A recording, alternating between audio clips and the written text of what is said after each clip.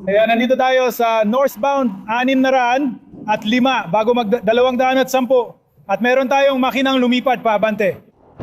Ipapakita ko sa inyo. Mukhang isang uri ito na makinang pandagat.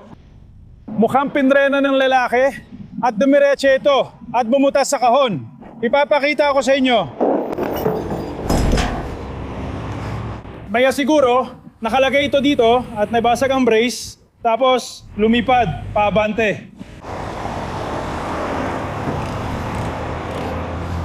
Nagkaroon ba nasira sa bed ng trailer? At kung tatayo ko sa side na ito, makikita niyo na ang low bed ay halos kumakaskas na sa sahig dito. Narito ang harapang bahagi. Grabe yon!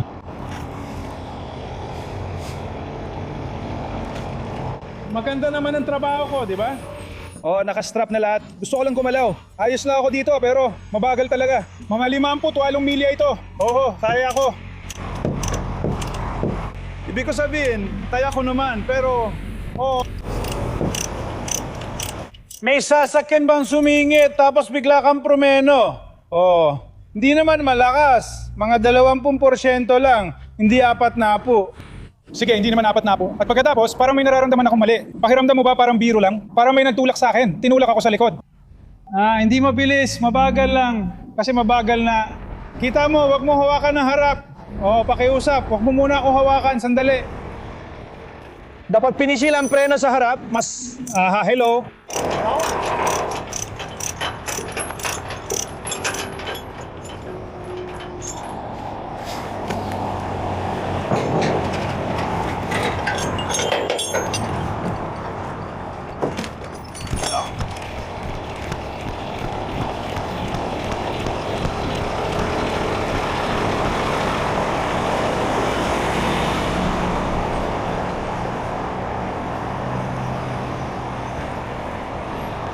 Hello sir, kailangan ko po ng 2 lane. Mga 30 hanggang 35 minuto. 2 lane? Oo, kasi yung mga outrigger ko, nakausli ng 7 talampakan. Sige, kailangan kong buhatin yung makina sa harap ng kahon. Sa tingin ko, biglang nagpreno ang ginoong ito, kaya tumila po ng makina. Mga 58,000 pounds ito, kaya malapit na itong mahulog mula sa kargaan ng trailer. Iahanda ko na ang truck ko. Salamat!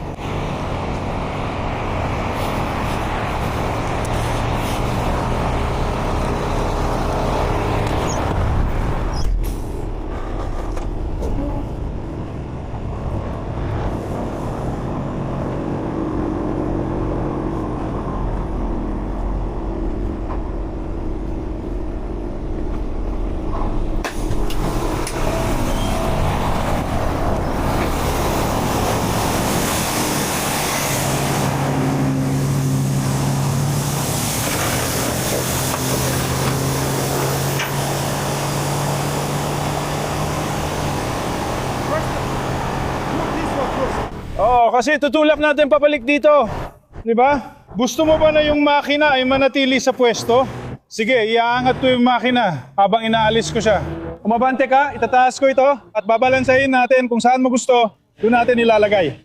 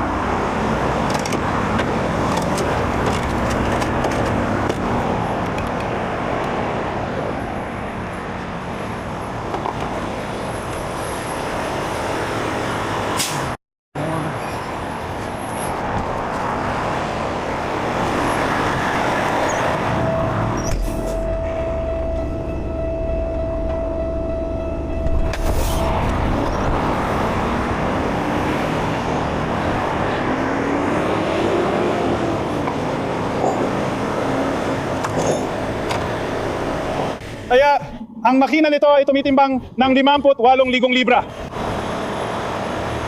Kaya medyo mabigat talaga ito. Nawala ka ng isang buong araw? Nandito lang ako, pare. Oo, at na-stress ako. Alam mo yon, kahit kaunti lang. Oo. Wow, nakakatakot yan. Oo, pero nakita mo, ligtas naman. Oo. Tapos na, hindi po tapos na malapitan. Walang sira. Oo. Konti lang papunta sa kargahan mo dyan. Tama? Kabayo yan. Dito mahirap. Tingnan mo. Wow! Oo. Anim. Totoo yan.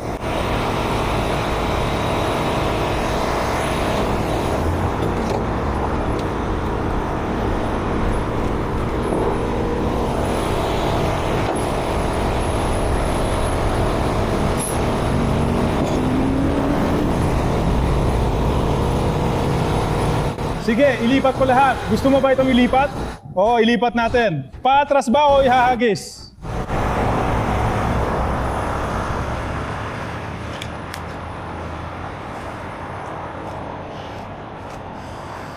Subukan mo, pare. So anong gagawin mo sa kahon pagkatapos? Ha? Anong gagawin mo sa kahon pagkatapos? Ewan ko. Malamang kailangan mo itong sirain. Ewan ko. Baka may kumuha nito. Hindi ako sigurado. Oo, kasi malaki yung tahon. Pwede mo ba ito ibalik dito? Oo. Sige. Kasi hindi naman mabigat, alam mo yan. Oo, ayos lang yan. Sige. Siguro itutulak na lang natin yan sa tabi. Ayos. Hindi ko alam. Mabigat ito.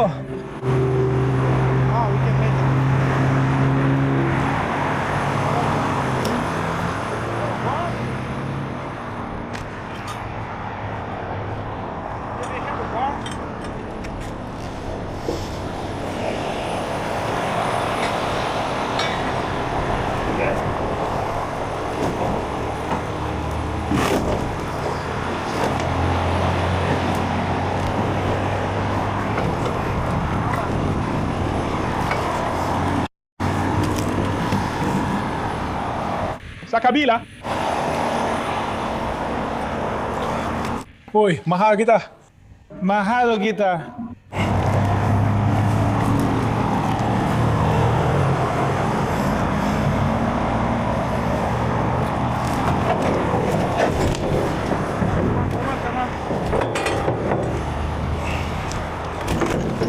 Sige.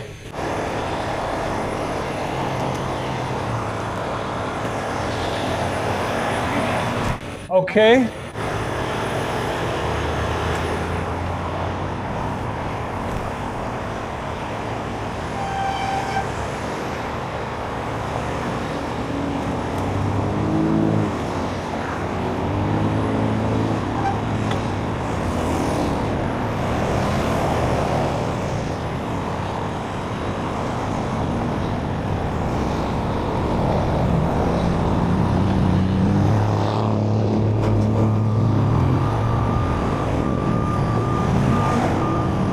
Pagkabuhat ka ng makina, gusto rin niyang buhatin ko ang kahon at ilagay sa harap o likod.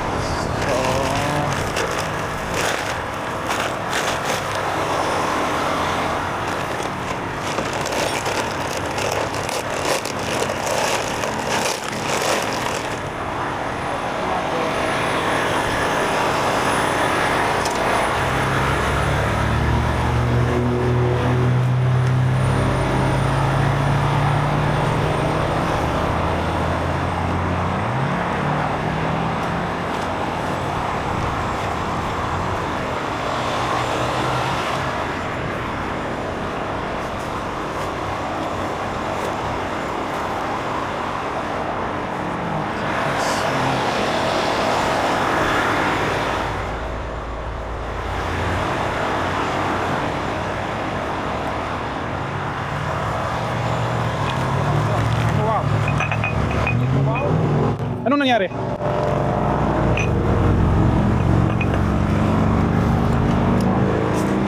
Ito ang pulis. Ganito ba? Gusto mo ba? Ano ka ba? Tingnan natin. Sige, tuloy mo. Sandali lang.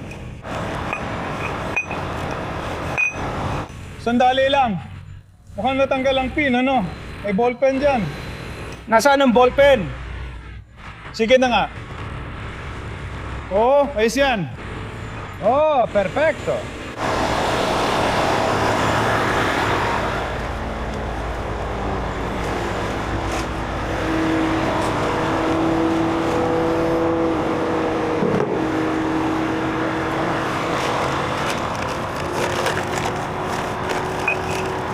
Gusto ko yung bagay. Diyan, sige, ayos.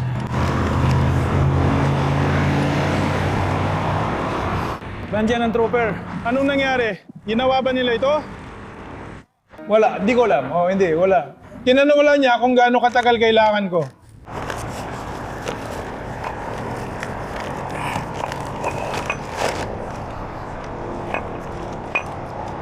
Parang stick. Ayan, malis na siya.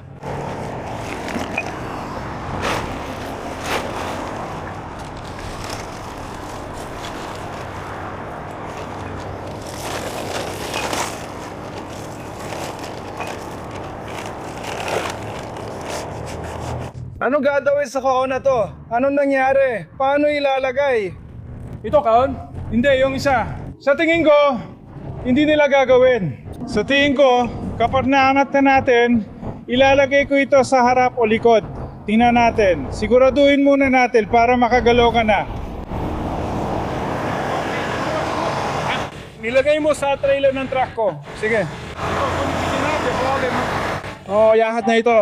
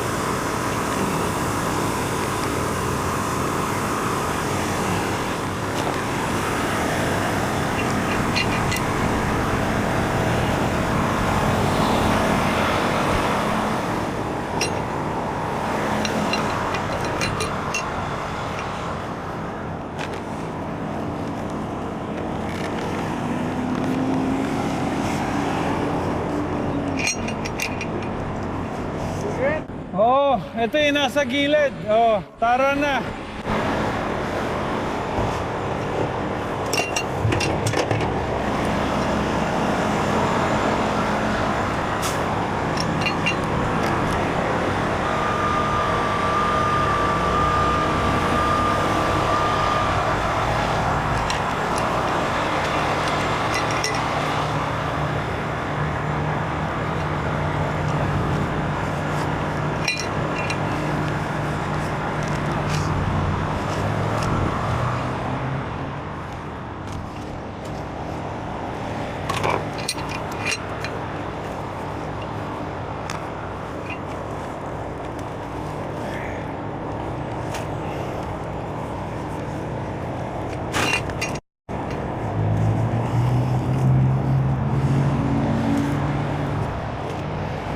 Oh, daan-daan lang. Madali lang, di ba?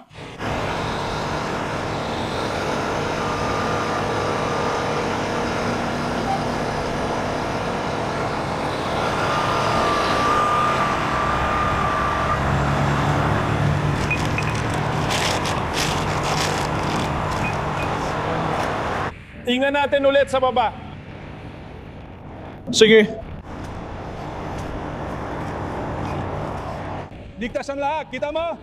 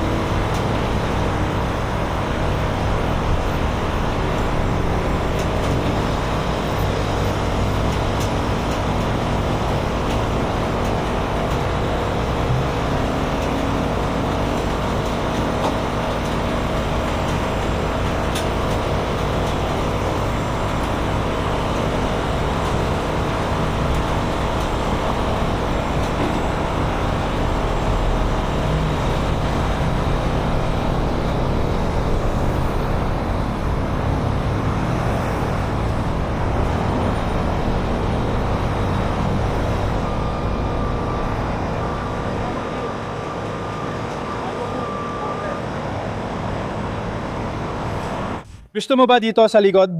Oh, dito mismo. Dito? Dito, kapag nakikita mo yung likod.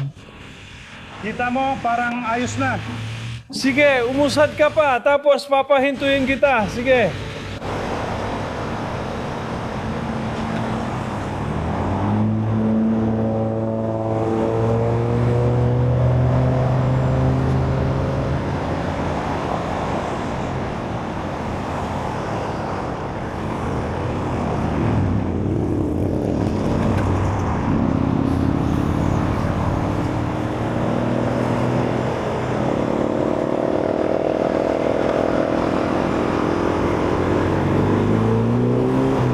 Kaya, usat mo lang ang trailer pa abante at ayusin ulit ang karga sa gitna.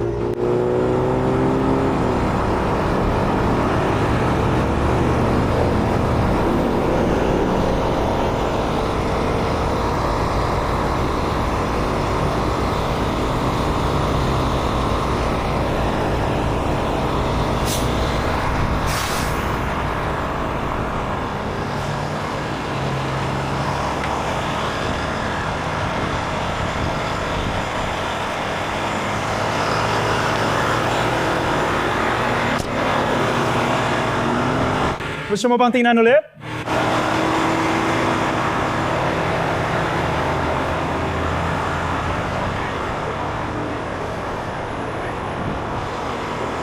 Ilagay ko ito sa ilalim. Okay, ibababa ko na. Ganito, hindi ko maintindihan. Ilalagay sa baba? Hindi, mali ito. Nasira ako na. Aalis na ako. Salamat sa panonood. Maging professional kayo.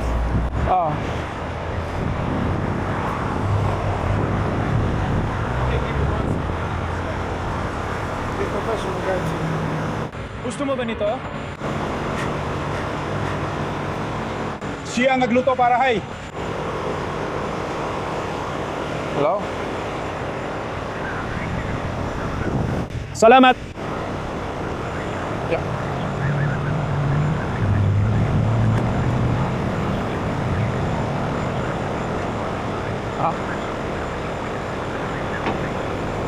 Nasa itaas na ito ngayon. Dalawa yun. May mga lifting points sa ibaba, may mga pin din. Kaya apat talaga. Apat sa ibaba at apat sa itaas. Kaya ginamit ko yung mga nasa itaas.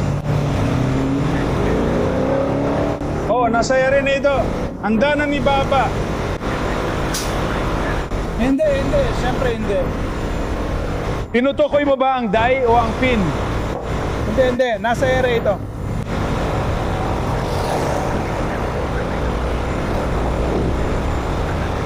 Okay.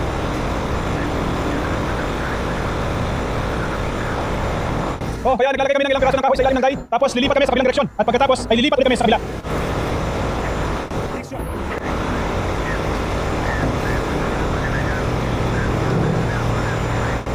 Sa totoo lang, nakapwesto na ako sa gitna, alam mo na.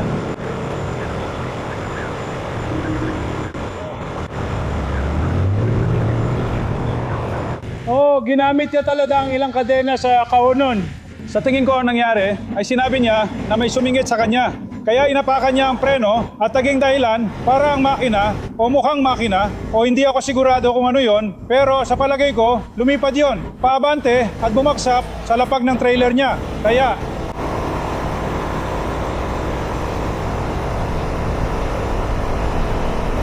sige po, ayos po yan sir. Salamat po.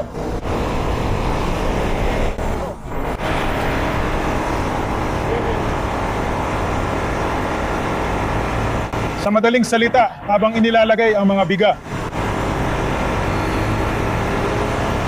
Hindi, sa tingin ko, 2x8, mga yun. Oh.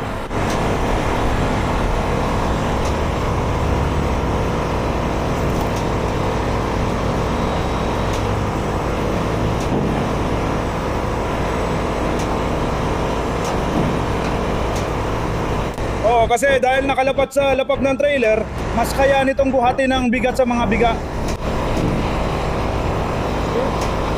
Salamat, syempre, ang saya mong kausap. Gusto ka niya makausap.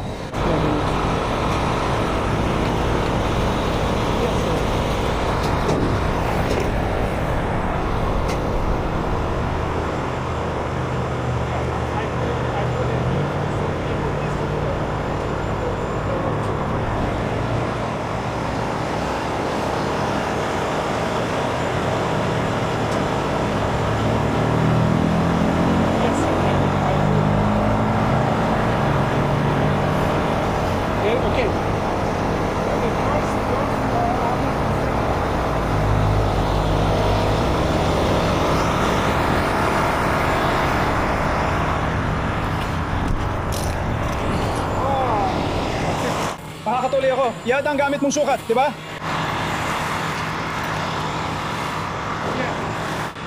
Oo, sir. Pupunta ako. Salamat.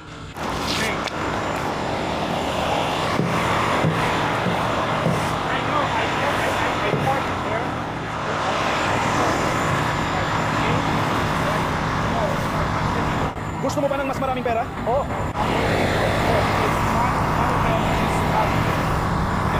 Taya ko to.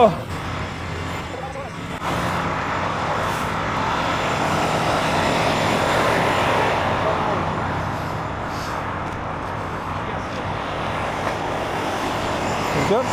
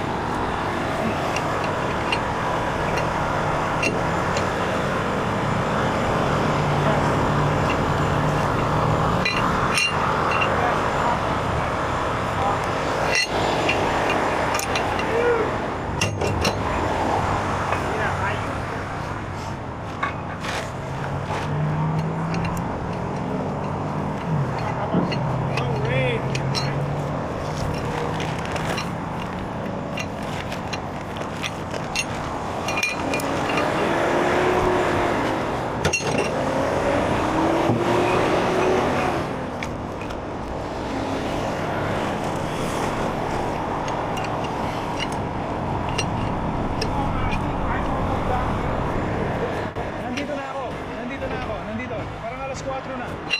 Tapos pwede natin gawin 45. Tapos ako tumatahimik na.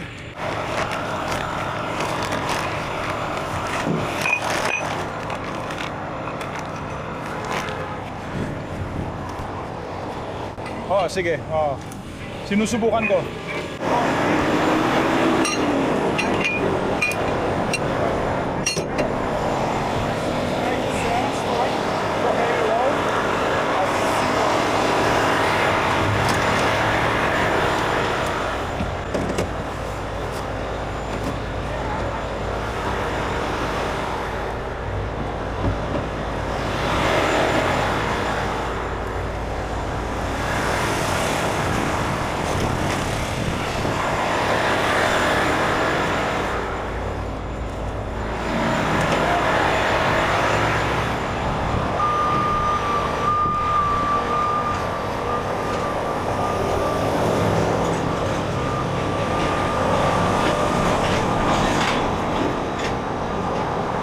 Kung gusto mo, pwede mong iatras at ilagay sa harap.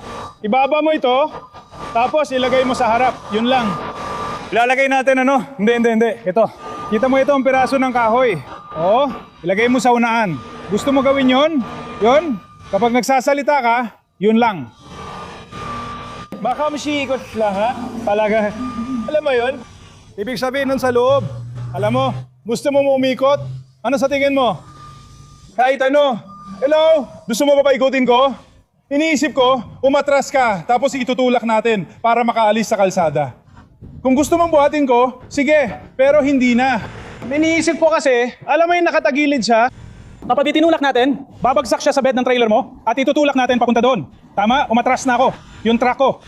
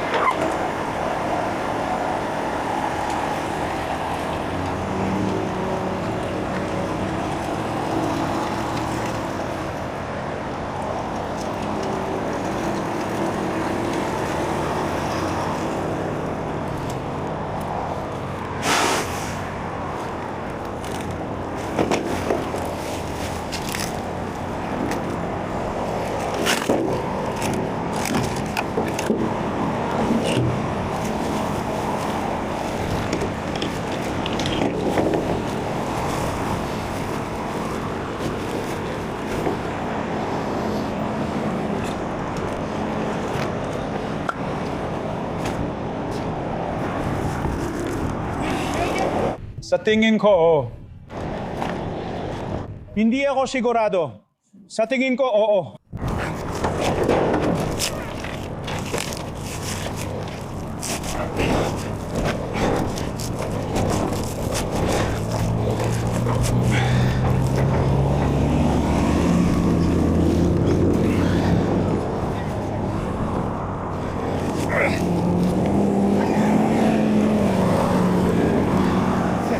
Maganda ito, oo.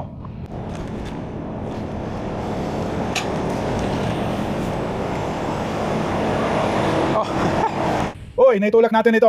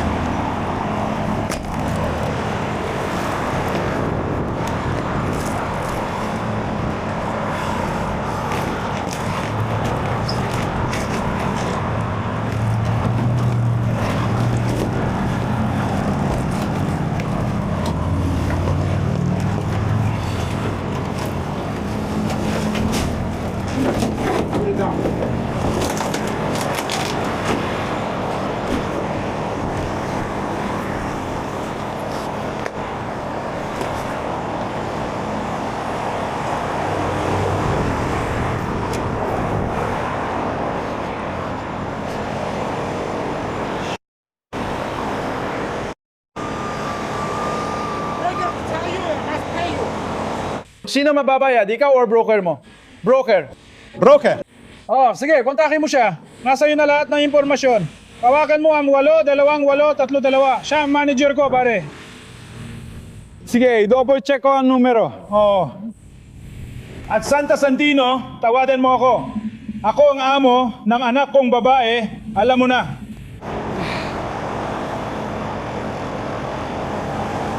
Alina, oh, hoy, 3, 2, 1. 8-3-2. Oh, ito ang numero ko. May kotse ako ngayon. Sabihin mo lang sa akin. Sige, sige. Rocket, babalik ako. Mga 25-30 minuto ito mula dito. Sige, babalik ako sa shipper. Sige, paano ako iikot dito? Lumiko pabalik. Dumaan sa 210 o Huntington palabas. Tapos sa susunod na exit. Susunod na exit, oo. Uy, simulan mo na kolektahin ng bayad. Ethan, hindi. Ayos lang ako. Kailangan ko na umalis at maglinis. Pasensya na. Salamat. Oh, siguro kay Alina. Sabi niya, tawagan si Alina. Ito. Dapat nandyan yan. Hindi ko alam kung ano, hindi ako sigurado kung anong kasunduan ang napag-usapan ni na Joe at ng babae. Ha? Siguro, hindi ko alam. Hindi ako sigurado kung magkano sinisingil nila. Hindi nila sinabi sa akin ang presyo. Tanuhin mo siya kasi nakausap na niya siya. Tinawagan ko siya, pero sabi niya, magdadala siya ng pagkain sa'yo. Kaya di ko alam. Tanumin mo siya.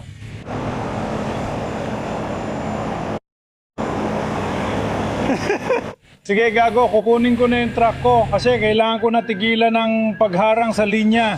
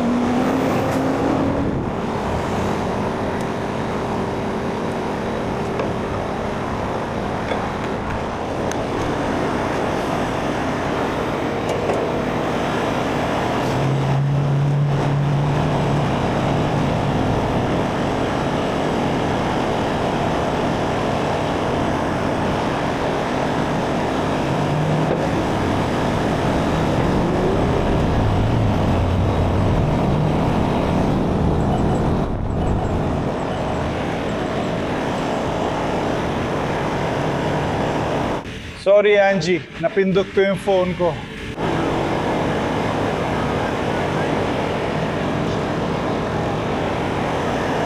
Oh, ewan ko. Kung may nakakakita kay Joe o kung ano man. Oh, yeah.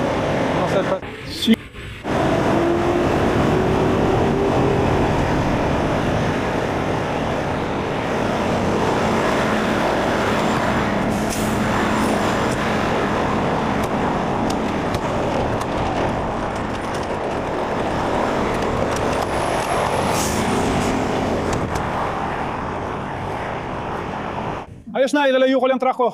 Kailangan mo ba ng tulong sa mga cone? Hindi. Salamat. Darating kami sa loob ng 20 minuto. Okay? Bababa na ako.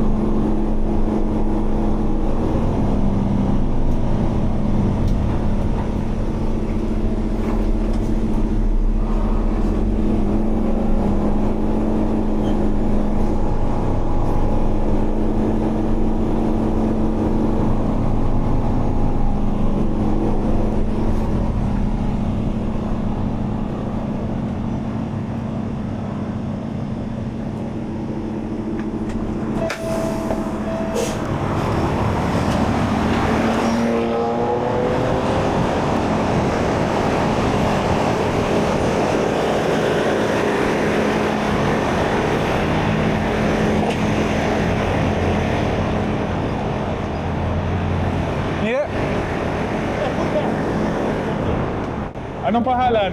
Alex. Ikaw rin. Ikinagagalak kita makilala, Alex. Sige, anong problema? Halika dito. Walang anuman. Dito ako ipinanganap. Daling ako sa Rusya. Sige, mga 20 taon na ako dito. Oo. Kumusta naman dito para sa'yo? Nandito ang pamilya ko. Dito ipinanganak ang mga anak ko. May negosyo ako sa trucking. Aha. Nakuha na anak kong babae ang trucking company at kumuha ako ng isa pang truck. Babalik ako. Lahat meron. Wow. Walang pera, pare. Walang pera. Katulad mo, pareho lang ang problema, di ba? Oo, ganun niya. Pataas, pababa. Pataas, pababa. Oo. Taga rito ka, di ba? Oo, taga rito siya. Salamat. Walang anuman.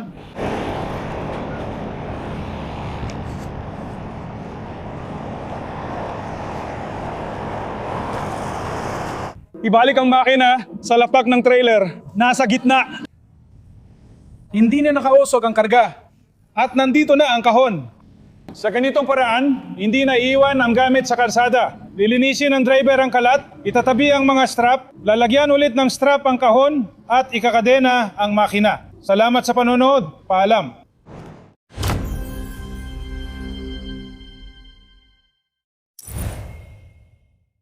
Sige, maraming salamat sa inyo mga kaibigan sa pananatili dito sa Breakdown kasama si Alex. Astig ang trabahong ito dahil sa ilang dahilan. Hindi ito inedit tulad ng ibang mga video. Sinadya kong panatilihing buo ang video para ipakita kung bakit mahal tayo ng CHP at bakit tayo ang laging nakakakuha ng mga trabahong ayaw ng iba. Sinabi ni Alex sa pulis kung pwede niyang harangan ang mga lane ng 30 hanggang 35 minuto.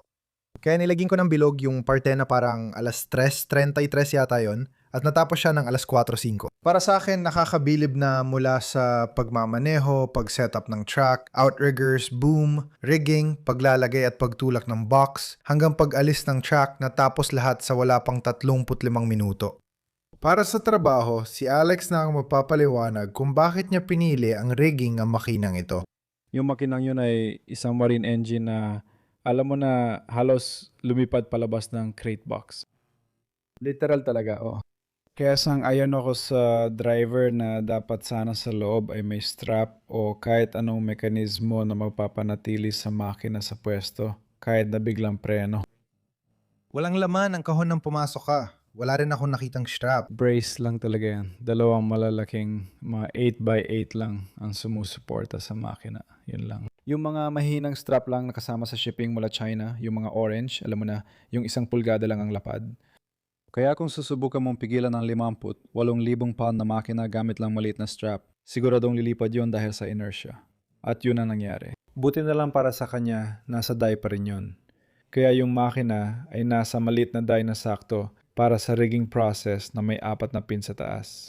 Ikinabit ko lang yung maikling 4 na talampakang Bailey's grommet sling na lagi naming gamit sa container at inangat ko na lang kasama ng ilang platinum sling. Nagkataon lang na umusad ito. Isipin mo kung gumulong yun sa freeway. Pare, Ano yung ginawa mong trabaho sa alternator na lumipad palabas? Parang tumilapon talaga. halos pareho lang talaga maliban doon. Sa tingin ko, wala pang kadena yung tao doon. Gumawa ako ng video tungkol kung sino ang responsable sa mga ganitong trabaho. Lagi may diskusyon sa komento kung shipper o driver at palaging sinisisi ang driver. Sa sitwasyong ito, ikinarga lang sa kanya ang crate, hindi siya naglagay ng strap sa makina sa loob. Kaya nagdudulot ito ng maraming problema para sa mga shipper at mga driver na kumukuha ng mga kargamento na ganito minsan. Hindi nila nakikita o nasisilip ang laman. Mayas pa rin ang brace ng kahon.